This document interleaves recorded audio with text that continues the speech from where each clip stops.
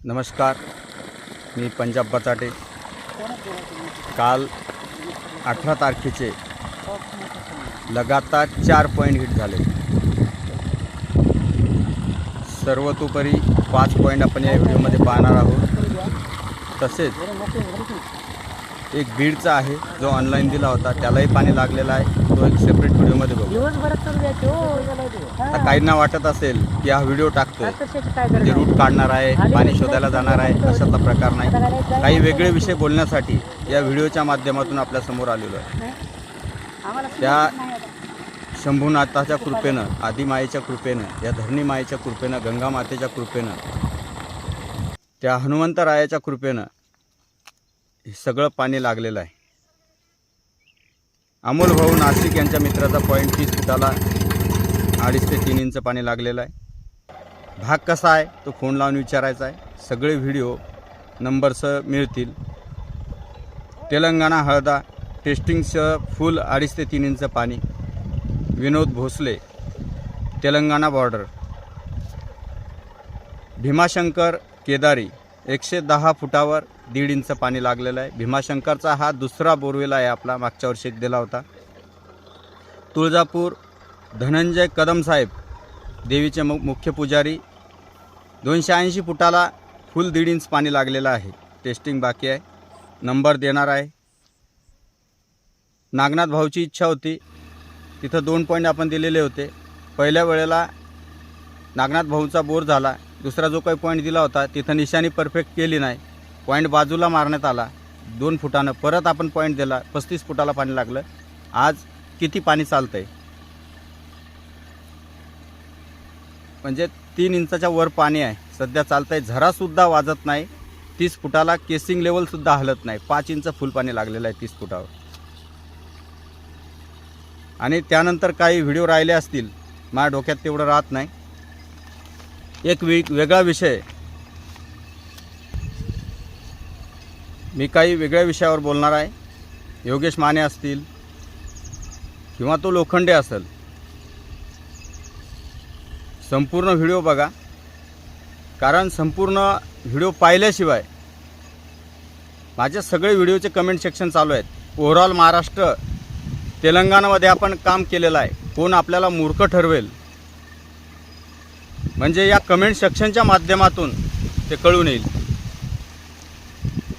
आणि विशेष ज्यांना बदनामी करायची असेल, आमच्या रक्तात तसं काही नाही आहे, ठीक आहे. आम्ही एक काम करत असताना आमच्यावर जी परिस्थिती ओढवली, ती घरगुती असेल, नंतर मानसिक त्रास असेल, त्या त्रासातून आम्ही काही गोष्टी केल्या असतील, त्या वैयक्तिक आमच्यामुळं घडलेल्या नाहीत. आणि मानेंच्या मनामध्ये कोण विष भरण्याचा प्रयत्न करू नये. राहिला विषय मानेचा, मानेला आम्ही कधीच दूर लोटलं नाही, मानेनं आम्हाला दूर लोटलं आहे. मानेंचा शब्द त्यांना माहीत आहे काय होता, की परत भेटू नका. याचा अर्थ काय म्हणजे मी कोणाला भीतोय अशातला प्रकार नाही. मानेंनी माझ्यासाठी जे कष्ट केलेत, कधी रात बेरात तुळजापूरला ऑपरेशन झालेलं असताना मुळव्याचं तो माझ्यासाठी तुळजापूरला आला असेल, 2-2, 3-3 वेळाला, 12-12, 1-1 वाजता माझ्यासाठी रात्र बेरात्र फिरला असेल. साहजिक आहे, त्याने काही बोललं तरी मी सहन करेल. पण इतर ज्या लोकांना मी दूध पाजलंय जवळच्या 3 वर्ष, त्यांनी डसण्याचा प्रयत्न करू नका. आणि या व्हिडिओमध्ये सांगतो, माझे राहिलेले पैसे लोखंडे आज संध्याकाळपर्यंत फोनपे करा, नाहीतर जिथं असेल तिथून गाडी घेऊन येईल. तुम्ही खूप लुटलंय. आणि नाहीतर बाकीचे पुराव्यासह गोष्टी या सोशल मीडियावर व्हायरल करेल तुमच्या. तुम्ही कोणाकडून काय डिमांड केल्यात मला नेण्यासाठी, काय नाही, हे सगळ्या गोष्टी उघड करेल. माझं जे आहे ते माझं उघड आहे. कोणाला किती बदनामी करायची त्याची मला पर्वा नाही. मी सगळा हरलेला थकलेला माणूस आहे. आणि महाराष्ट्रातच नव्हे, मी TV9ला सुद्धा चॅलेंज केलं आहे. हे नाही, हे माझे भगवंतावरची श्रद्धा आहे आणि त्याच्यावरचा अपार विश्वास आहे. आणि राहिला विषय धाराशिवमध्ये जाण्याचा, मला जर कामच करायचं असलं तर धाराशिवमध्ये जायची गरज नाही, बीडमध्ये जायची गरज नाही. माझा एक जिल्हा माझ्यासाठी काफी आहे. पण मला कोणाची भीती वाटत नाही, मी कुठं जाणार नाही. मी एक पूर्वसूचना दिलेली आहे की मी फक्त जाईल तर माझे आईवडील म्हणतील पंजाब याच्याकडे जा, तर त्याच्यासोबत जाईल. मग तो मला चांगल्या भावनेने नेवत की वाईट भावनेने नेवत, मी त्याला विचारणार नाही. मी अशा वृत्तीचा माणूस आहे. राहिला विषय मानेकडे जायचा, तर ते कधीही मी जातो, तुम्ही सांगात. तो माने काय करायचं माझं, मी ते मानेचं मी बघून घेईल.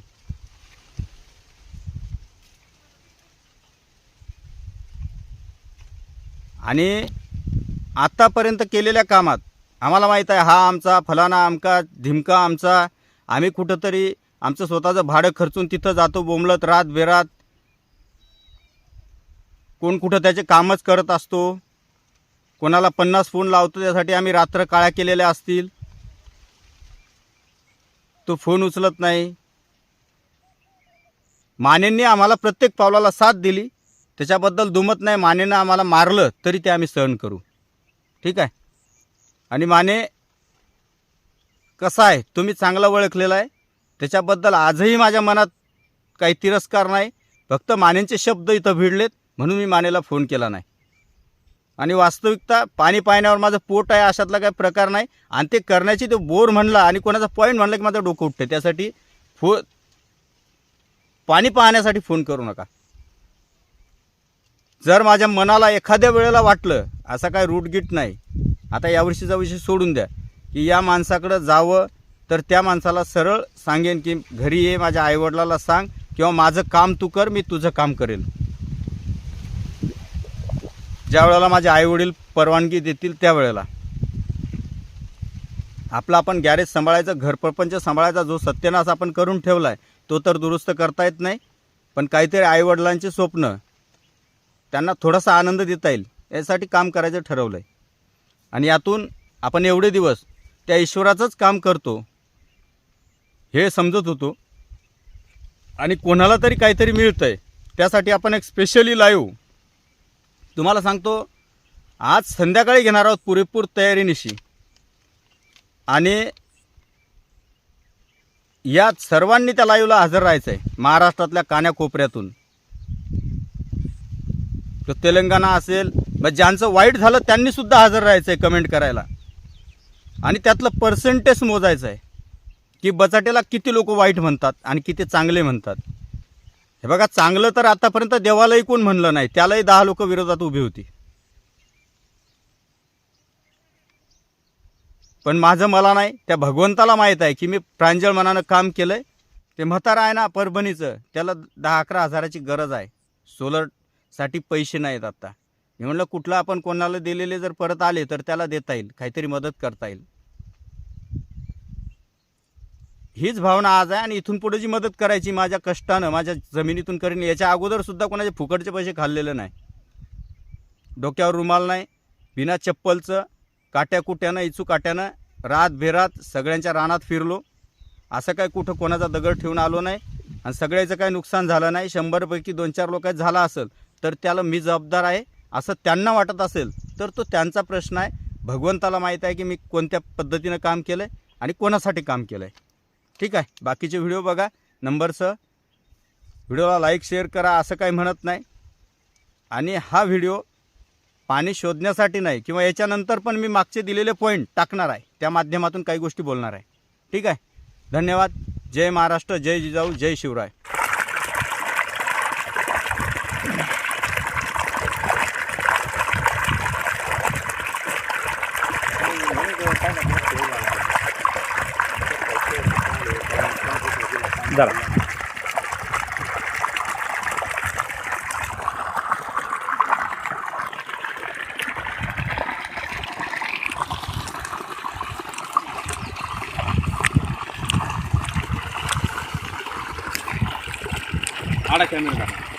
आडा नाही देखो ना, दिसा ना तुम्ही.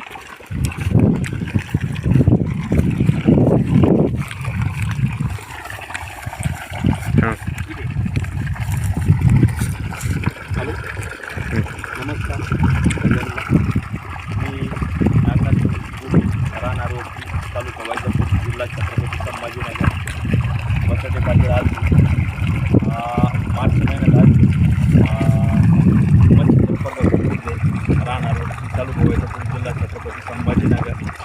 आपल्याला 2 पॉईंट दिले, पण एका पॉईंट 3 करेल होती, पण आमच्याकडून जागा चढल्यामुळं तो पॉईंट घेताना पाणी लागलं त्याला, तर तो आम्ही केला, पण मोटर टाकली तर तरी बी चालत होता, थोडाफार चालत होता, 1 इंच असा चालत होता.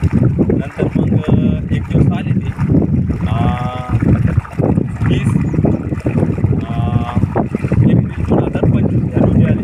लाईव्ह पॉईंट करायचा होता आम्हाला, पण टाईम ना भेटल्यामुळं लाईव्ह पॉईंट करता नाही आला.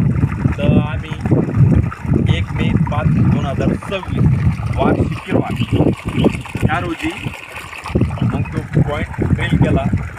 तर आम्ही 5-6चा पंप टाकेले, मोटर 70 फूट सोडेले, मस्त फुल चालू होतं पाणी. 1000 फूट पाईपलाईन 1000 फूट पाईपलाईनवर बोर चालू आहे. पाणी नमस्कार, मी पंजाब बचाटे. आज दिनांक 14 मे 2026 आणि आज आपण तुळजापूरमध्ये धनंजय दादा कदम, देवीचे मुख्य पुजारी तुळजा मातेचे, यांच्या शेतामध्ये आलोत आणि जवळपास 1,500 झाडं त्यांनी लावलेली आहेत. आंब्याची झाडं आहेत, मोठी एक बाग आहे आणि आता ही नवीन लागवड थोडक्यात दाखवा त्यांना काय. आणि बांधाला नारळाची झाडं आहेत आणि लिंबाची झाडं, बाभळीची झाडं, सध्यासुद्धा काय माहीत की जी बिनकाटेरी झाडं आहेत. हो, अशा झाडांचं संगोपन दादांनी या ठिकाणी केलेलं आहे. निसर्गाचं संवर्धन करण्याचं काम आणि एक भगवंताचं काम या ठिकाणी करण्याचा प्रयत्न दादांनी केला आहे. आणि 2 पॉईंट आपण त्यांच्या क्षेत्रामध्ये काढलेले आहेत. इथं एक सिंगल पडद्याचा पॉईंट आहे, ज्या पॉईंटला 3 इंच पाणी आहे आणि तिकडं 3 पडद्याचा पॉईंट आहे, ज्याला एका पडद्यामध्ये 2 ते 2.5 इंच, एका पडद्यामध्ये 1.5 इंच आणि एका पडद्यामध्ये अर्धा इंच असा तो पॉईंट आहे. तरी आपण 2.5 इंचच पाणी धरलेलं आहे. शेवटी देणं घेणे भगवंताच्या हातात आहे, त्यामुळं यातलं किती द्यायचं आहे तोच ठरवेल. परंतु तुमचे जे काही विचार आहेत त्यामुळं मला वाटतं की तो ईश्वर आणि ती तुळजा भवानी माता आपल्याला निश्चित या ठिकाणी यश देईल आणि या सिंगल पडद्यामध्ये सुद्धा भरपूर पाणी मिळेल की हे अख्खं क्षेत्र आपलं भिजेल आणि सगळे झाडं व्यवस्थितरित्या जगतील. आज तुम्ही बाहेरून पाणी घेतलंय. हो, आज सगळे बोरवेल तुमचे संपलेले आहेत. टोटली बोरवेल किती आहेत? 8 बोरवेल आहेत सगळे. 8 बोरवेल आहेत आणि त्यातलं एकच बोरवेल फक्त अर्धा इंचाचं चालतंय आता. आणि दुसऱ्याच्या बोरवरनं आपण पाणी घेऊन हे बाग पूर्ण जागवायला लागलेलो आहोत आता. बोला ना तुम्ही झाडांविषयी. आणि आपण काय केलेलं आहे, जुनी बाग आहे माझी 500 झाडांची आहे आणि नवीन बाग 1000 झाडांची लावलेली आहे. पण आता शेवटच्या ह्याच्यामध्ये झाडांना पूर्ण पाणी कमी पडत आहे, त्यामुळं आता पंजाबरावांना खास माझ्यासाठी बोलवून घेतलं इथे. आणि म्हणलं बाबा काही ना काही तर करून, आता हे एवढे 1,500 आपले लेकरं आहेत. झाडं म्हणजे आपले लेकरंच असतात, त्यांना सांभाळणं फार जरुरीचं आहे. त्यामुळं मग आता यांनी आपल्याला पॉईंट दाखवला आहे आणि लवकरात लवकर आज किंवा उद्याच्याला हा पॉईंट मी घेणार आहे. आज जर पॉईंट झाला तर मी 2 वाजेपर्यंत जरी गाडी आली तरी हा पॉईंट करून इथून जाईल. बाकी मग नाहीच भेटली तर पर्याय नाही माझ्याकडे. बरोबर आहे. हां. आणि इथून पुढं आळंदी थोरवे साहेब, त्यानंतर दाते साहेबांचा जो आळीफाट्याचा पारणे टाकळी डोकेश्वरचा एक पॉईंट आहे, असे 2 पॉईंट अजून करण्याची इच्छा आहे मनात. तर ते जसे काय होतील, ट्रॅव्हल न होत कसं होत, कारण आता मी काय सर्वतोपरी फिरणं बंद केलं आहे. ज्याने झाडं म्हणजे आपण काय करतो की पॉईंट दिल्यानंतर शेतकऱ्याला सांगतो की बाबा झाडं, लिंबाची झाडं लाव, तू मधात काय फेरायचं ते की पेर, तुला त्याची आम्हाला काही आवश्यकता नाही. आणि निसर्गाला या झाडांची खूप गरज आहे, आपल्याला सुद्धा गरज आहे. आपला जो श्वासोश्वास आहे, ऑक्सिजन आहे, याची निर्मिती कुठं चायनात, अमेरिकेत होत नाही, ही फक्त झाडातूनच होते. त्यामुळं आपल्या संस्कृतीत झाडांना देवासारखं महत्त्व दिलेलं आहे. हो, आणि ते आपल्या शेतकरी बांधवांनी जोपासलं पाहिजे. या जगाला वाचवणं हे शेवटी शेतकऱ्याच्याच हातात आहे, एवढं सांगतो. बाकी धन्यवाद.